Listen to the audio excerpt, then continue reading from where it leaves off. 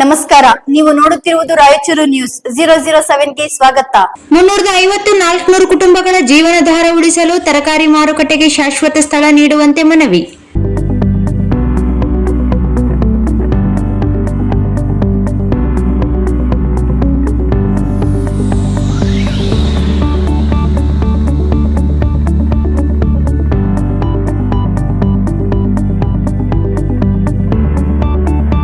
ನಗರದ ವಿವಿಧ ಭಾಗಗಳಲ್ಲಿ ತರಕಾರಿ ಮಾರಾಟ ಮಾಡಿಕೊಂಡು ಜೀವನ ಸಾಗಿಸುತ್ತಿರುವ ವ್ಯಾಪಾರಿಗಳು ಹಾಗೂ ಸಂಘಟನೆಯ ಪದಾಧಿಕಾರಿಗಳು ತರಕಾರಿ ವ್ಯಾಪಾರಿಗಳಿಗೆ ಶಾಶ್ವತ ಮಾರುಕಟ್ಟೆ ನಿರ್ಮಿಸಿ ವ್ಯಾಪಾರಕ್ಕೆ ಸೂಕ್ತ ಸ್ಥಳ ಕಲ್ಪಿಸುವಂತೆ ರಾಯಚೂರು ಮಹಾನಗರ ಪಾಲಿಕೆಗೆ ಮನವಿ ಸಲ್ಲಿಸಿದರು.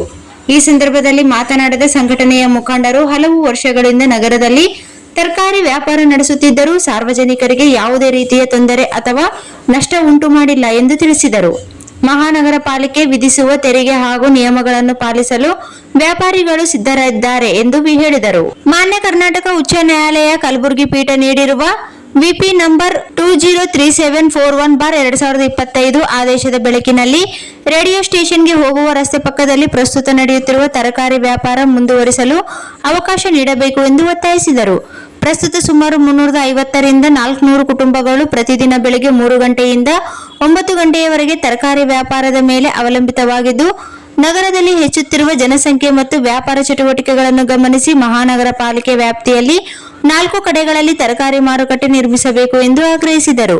ಅಲ್ಲದೆ ರಾಯಚೂರು ನಗರದ ಸರ್ವೆ ನಂಬರ್ 12, 11ರಲ್ಲಿ ಇರುವ ಕೊಳಗೇರಿ ಅಭಿವೃದ್ಧಿ ನಿಗಮದ ಸರ್ಕಾರಿ ಜಮೀನು ಅಥವಾ ನಗರ ವ್ಯಾಪ್ತಿಯ ಸೂಕ್ತ ಸರ್ಕಾರಿ ಜಾಗವನ್ನು ತರಕಾರಿ ವ್ಯಾಪಾರಕ್ಕಾಗಿ ಮೀಸಲಿಡಬೇಕು ಎಂದು ಮನವಿಯಲ್ಲಿ ಕೋರಲಾಗಿದೆ. ಎನ್ ಮಹಾವೀರ್ ಅವರು ಅನಾವಶ್ಯಕವಾಗಿ ಗೊಂದಲ ಸೃಷ್ಟಿಸುತ್ತಿದ್ದಾರೆ. ರವೀಂದ್ರ ಜಾಲ್ದಾರ್ ಅವರ ವಿರುದ್ಧ ಆರೋಪ ಸತ್ಯಕ್ಕೆ ದೂರವಾಗಿದೆ ಎಂದು ಅವರು ಹೇಳಿದರು. ಈ ಸಂದರ್ಭದಲ್ಲಿ ಮೊಹಮ್ಮದ್ ವಾಸಿಂ ಅಧ್ಯಕ್ಷರು, ಡಿಆರ್ಎಂ ಜಾನಕಿರಾಮ್ ಖಜಾಂಚಿ, ರಘುಬಾಬು ಉಪಾಧ್ಯಕ್ಷರು, ಉಮೇಶ್ ಪ್ರಧಾನ ಕಾರ್ಯದರ್ಶಿ ಹಾಗೂ ಸದಸ್ಯರು ಉಪಸ್ಥಿತರಿದ್ದರು. ಅಧ್ಯಕ್ಷರು ಉಸ್ಮಾನಿಯಾ ತರಕಾರಿ ಮಾರುಕಟ್ಟೆ ರಾಯಚೂರು ಇವರು ಶ್ರೀಯುತ ರವೀಂದ್ರ ಜಲ್ದಾರ್ ಅವರ ಮೇಲೆ ಸುಳ್ಳು ಆಪಾದನೆ ನೀಡುತ್ತಿದ್ದಾರೆ.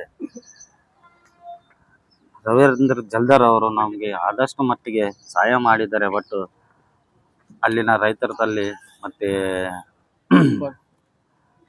ಕಾಯಿಪಲ್ಯ ವ್ಯಾಪಾರಸ್ಥರಲ್ಲಿ ಯಾವುದೇ ಹಣವನ್ನು ವಸೂಲಿ ಮಾಡಿಲ್ಲ. ಇಷ್ಟು ದಿನ ಆಯಿತು ಅವರ ಸಹಾಯದಿಂದ ನಾವು ಮುಂದುವರಿತಾ ಇದ್ದೇವೆ.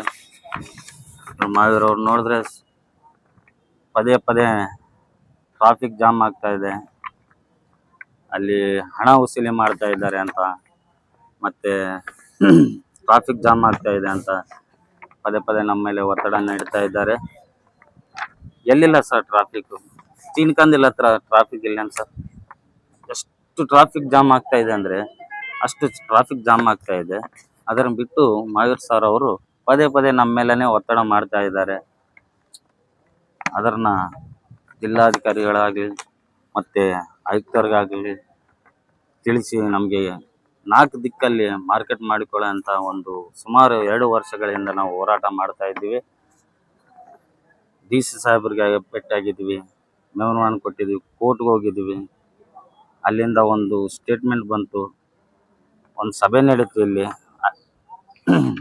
ಆ ಸಭೆಯಲ್ಲಿ 2 ತಿಂಗಳಲ್ಲಿ ಮಾರ್ಕೆಟ್ ಮಾಡಿಕೊಡ್ತೀವ ಅಂತ ಮಾನ್ಯ ಆಯುಕ್ತರು ನಗರ ಪಾಲಿಕೆ ಸರ್ ಅವರು ಹೇಳಿದರು, ಭರವಸೆ ನೀಡಿದರು.